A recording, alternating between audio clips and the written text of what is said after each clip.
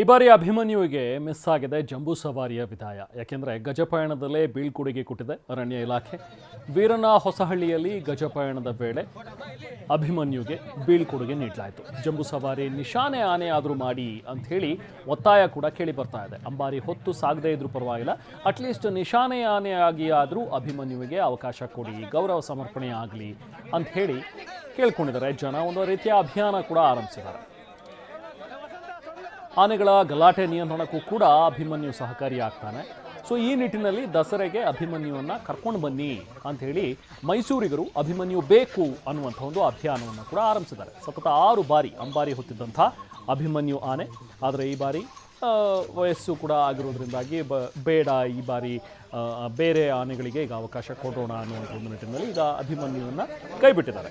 But ಯಾವಾಗಲೂ ಕೂಡ ಈಗ ಲಾಸ್ಟ್ ಟೈಮ್ 6ನೇ ಬಾರಿ ಆತ ಏನು ಜಂಬೂ ಸವಾರಿಯಲ್ಲಿ ಪಾಲ್ಗೊಂಡಿದ್ದ ಆಗಲೇ ಬೀಳ್ಕೊಡುಗೆಯನ್ನು ಕೊಡ್ಬೋದಿತ್ತು. ಬಟ್ ಈಗ ಈ ಬಾರಿ ಆತ ದಸರೆಗೂ ಬರೋಕ್ಕಿಂತ ಮುಂಚೆನೇ ಆತನಿಗೆ ಬೀಳ್ಕೊಡುಗೆಯನ್ನು ಕೊಟ್ಟಿದ್ದಾರೆ.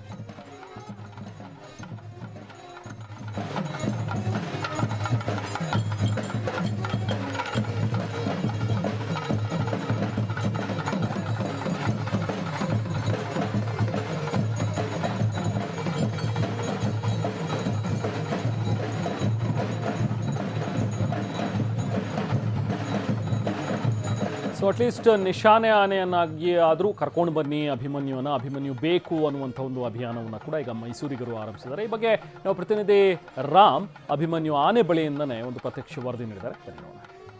ವಿಶ್ವವಿಖ್ಯಾತ ಮೈಸೂರು ದಸರಾ 2026ಕ್ಕೆ ದಿನಗಣನೆ ಆರಂಭವಾಗಿದೆ. ಮೊದಲ ಕಾರ್ಯಕ್ರಮ ಗಜಪಯಣ ಯಶಸ್ವಿಯಾಗಿ ಮುಗಿದಿದೆ. ಕಾಡಿನಿಂದ ನಾಡಿಗೆ 9 ಆನೆಗಳು ಸಹ ಪಯಣವನ್ನು ಬೆಳೆಸಿದವೆ. ಆದರೆ 2026ರಲ್ಲಿ ಅಭಿಮನ್ಯು ದಸರೆಯಲ್ಲಿ ಭಾಗವಹಿಸ್ತಾ ಇಲ್ಲ ಅನ್ನೋದೇ ನೋವಿನ ಸಂಗತಿ. ಹೌದು, ಸತತ 6 ಬಾರಿ ಈ ಒಂದು ಕ್ಯಾಪ್ಟನ್ ಆಗಿದ್ದಂತಹ ಅಭಿಮನ್ಯು ಈ ಬಾರಿ 60 ವರ್ಷ ಆದ ಕಾರಣ ನಿವೃತ್ತಿ ಹೊಂದಿದ್ದಾನೆ.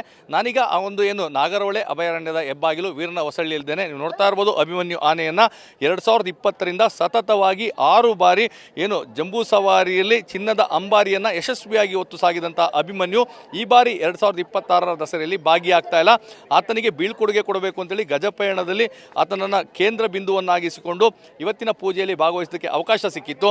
ಆದರೆ ಎಲ್ಲರ ಒತ್ತಾಯ ಇರೋದು ಒಂದೇ, ಅಂದರೆ 2020ರಲ್ಲಿ ಮೊದಲ ಬಾರಿಗೆ ಅಭಿಮನ್ಯು ಅಂಬಾರಿಯನ್ನು ಹೊತ್ತಂಥ ಸಂದರ್ಭದಲ್ಲಿ ಅಷ್ಟು ದಿನ ಅಂಬಾರಿಯನ್ನು ಹೊರ್ತಾ ಇದ್ದಂಥ ಅರ್ಜುನನಿಗೆ ನಿಶಾನೆ ಆನೆ ಆಗಿ ಹೋಗಲಿಕ್ಕೆ ಅವಕಾಶವನ್ನು ಕೊಡಲಾಗಿತ್ತು. ಅಂದರೆ ಗೌರವಪೂರ್ವಕವಾದಂಥ ಒಂದು ವಿದಾಯವನ್ನು ನೀಡಲಾಯಿತು.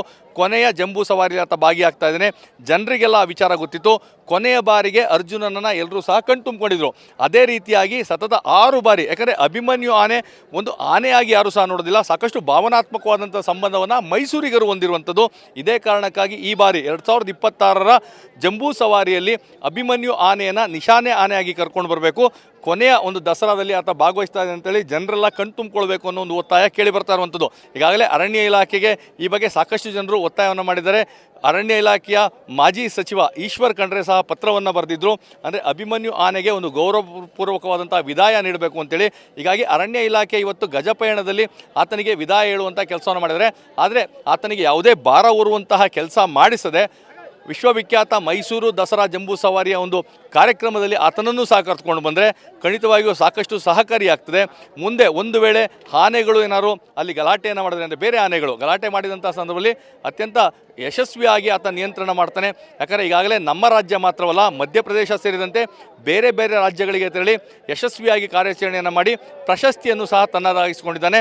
ಈ ಒಂದು ಜಂಬೂ ಸವಾರಿಯಲ್ಲಿ ಅಭಿಮನ್ಯು ಆನೆ ಇದ್ದರೆ ಬೇರೆ ಆನೆಗಳು ಸಹ ನಿಯಂತ್ರಣದಲ್ಲಿರ್ತವೆ ಮತ್ತು ಅರಣ್ಯ ಇಲಾಖೆಯವರಿಗೂ ಸಹ ಒಂದು ರೀತಿಯಾದಂಥ ಆನೆ ಬಲ ತಂದುಕೊಟ್ಟಿರ್ತಾನೆ. ಆತ ಮಾರ್ಗದರ್ಶಕನಾಗಿ ನಿಶಾನೆ ಆನೆಯಾಗಿ ಜಂಬೂ ಸವಾರಿಯಲ್ಲಿ ಭಾಗಿಯಾಗ್ತಾನೆ.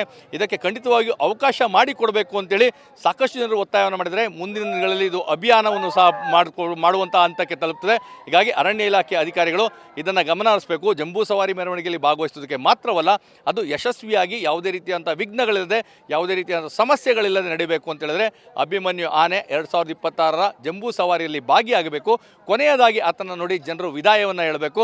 ಆಗ ಮಾತ್ರ ಆತ ಸಲ್ಲಿಸಿದಂಥ ಸೇವೆ ಕೇವಲ ದಸರಾದಲ್ಲಿ ಮಾತ್ರವಲ್ಲ, ಬೇರೆ ಬೇರೆ ಕಡೆ ಕಾರ್ಯಾಚರಣೆಯಲ್ಲಿ ಮಾಡಿದರೆ ಅದಕ್ಕೊಂದು ರೀತಿಯಾದಂಥ ಗೌರವವನ್ನು ನೀಡಿದಂತಾಗ್ತದೆ ಅನ್ನೋದು ಎಲ್ಲರ ಅಭಿಪ್ರಾಯವಾಗಿದೆ. ನಾಗರಹೊಳೆಯ ವೀರನ ಹೊಸಳ್ಳಿಯಿಂದ ಕ್ಯಾಮ್ರಾ ಪರ್ಸನ್ ಜೀವನ್ ಜೊತೆ ರಾಮ್, TV9 ಮೈಸೂರು.